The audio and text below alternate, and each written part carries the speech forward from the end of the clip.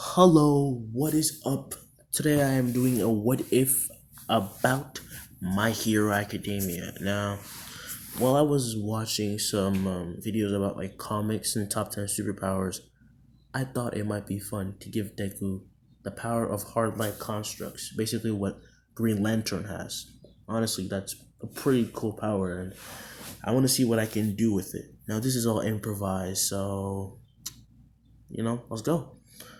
Everything happens the same, except that this time Deku has a quirk, and yes, it is the ability to create hard light constructs, and the color will be green, which also matches his hair and like his superhero costume. So I thought it was perfect. So he does not get bullied by Kachan. This time he is more respected. He's more popular than in the series. And when he gets his quirk, he's praised just as much as Kachan, even more actually, because he can create anything out of his mind, and he could easily just stop Bakugo's explosions. Although Bakugo did still let his ego take over, be annoying because people just kept telling him, you're the best, and he just took all of that in and just never looked back and just kept saying, I'm better than everybody else. Now we'll get to the start of the anime. It's been 10 years since he got his quirk. He's been training every single day with his quirk because it's fun to create hard light constructs of anything you can think of. And but the drawback of this power is that he has to really feel like the object, like he has to will it, just like Green Lanterns, which is the hard part about it. And it takes a bit of time, like about 10 seconds, which in a battle still is a bad thing because he could never really create them as fast.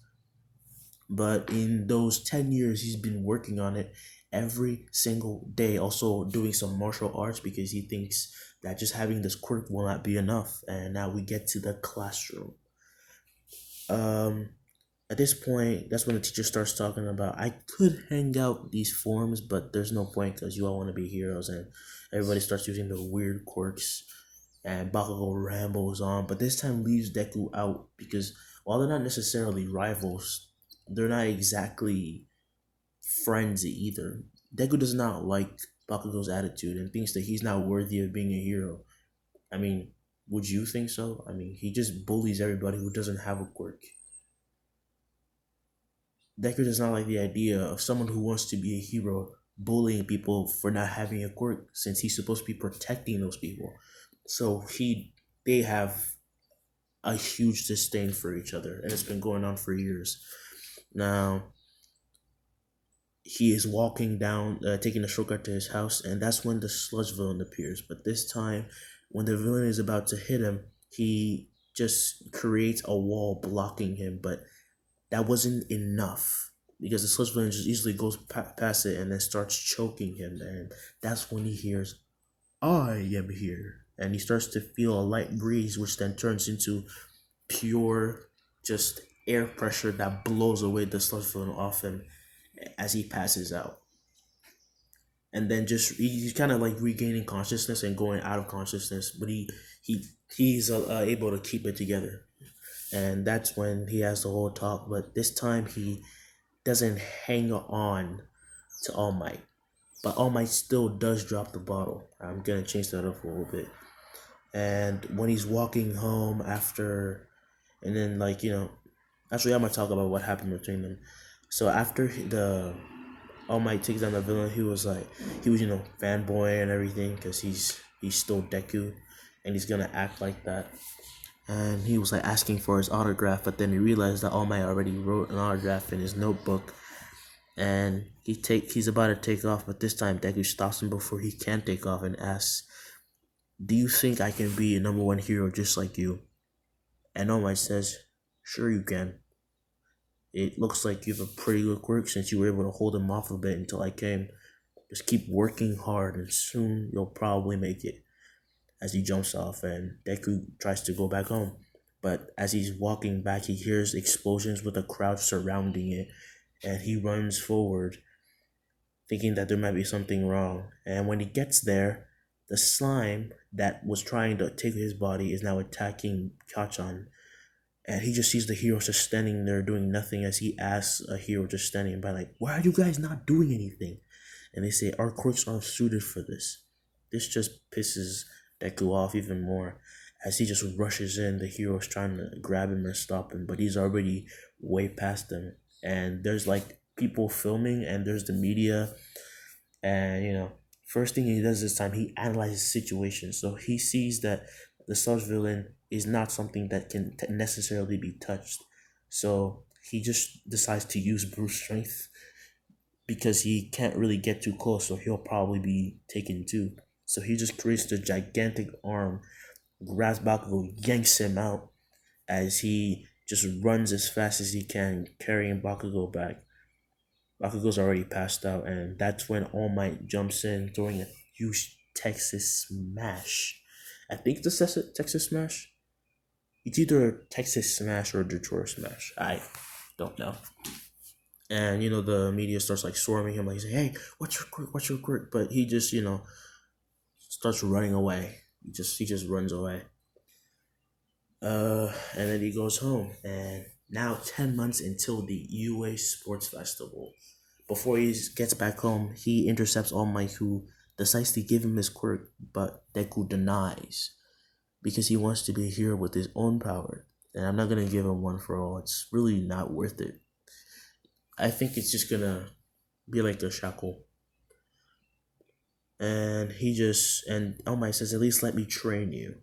And he agrees to that. Now these 10 months he's been working on being able to construct things faster, so now it takes him half the time to construct things. About 5 seconds. And he can create like a lot of things now. He can create a cannon, a Gatling gun, like a tank, uh like rockets on his, like boot rockets or whatever, anything, a parachute, something to save people with, a trampoline, like when someone was caught falling down, he could catch them. And now it's time for the UA entrance exam, and this time he doesn't trip. I'm gonna say he doesn't trip because I mean, with that much confidence that he's gotten over the years, there's no reason to be flustered, and he's not gonna beat Uraka, but he is gonna see her all in the far distance and still not say anything because I mean he doesn't know who she is. He just thinks that she's really cute. And then he walks in, they do the theorem exam, and then they wait for the practical part of the exams. And as he stands up, man, walking around, stretching, creating a few things, thinking of what he's gonna use.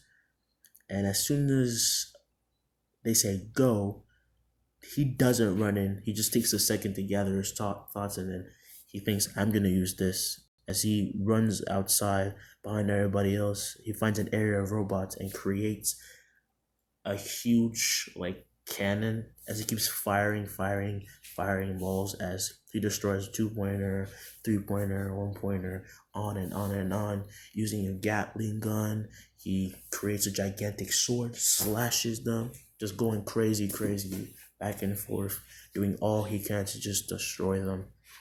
And by the time that the 0-pointer shows up, he has over 100 points. So 105. I won't say 105. And that's when he sees the gigantic robot. And when he sees it, he thinks, this might actually be fun. But before he starts playing around, he hears the voice of the girl that he hears the voice of a girl just screaming. And he starts to get serious. And before he goes to the 0-pointer, first he gets Uraka out of the rubble and sets her down somewhere as he blasts off,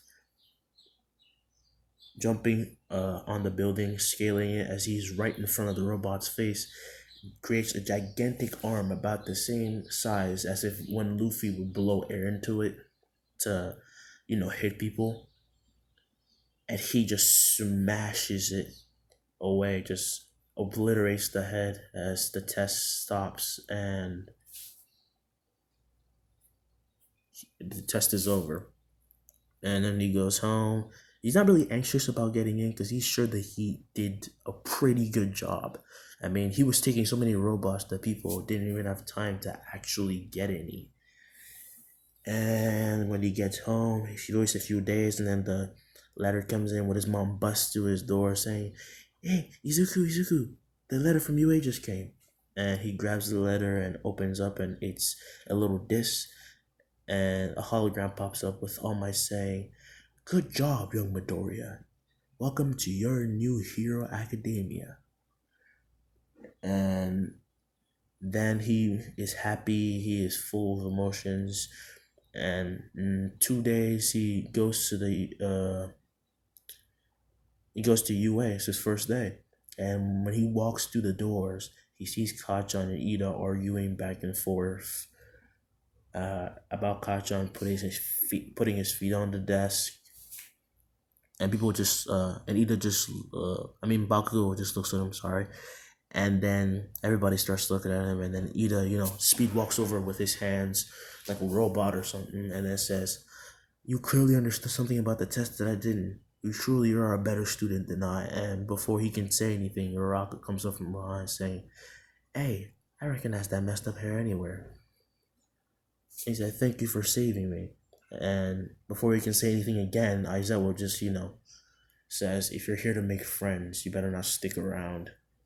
As everybody just looks at this man looking like a caterpillar who barely has gotten any sleep, and just walks out saying, "Hello, I am your homeroom teacher, Aizawa. Now take these clothes and meet me outside in about 15 minutes." And that's where I'm gonna leave it off. Hope you guys enjoy. Please don't forget to like, subscribe, and comment down below for any ideas you might have, because I can't keep pumping these things out. And then the third part, sorry, of What If Asta at Key will be made soon. So stick around for that. And obviously, I will be making a second part to this. So wait for that to come out. And that's where I'm saying goodbye. Until next time.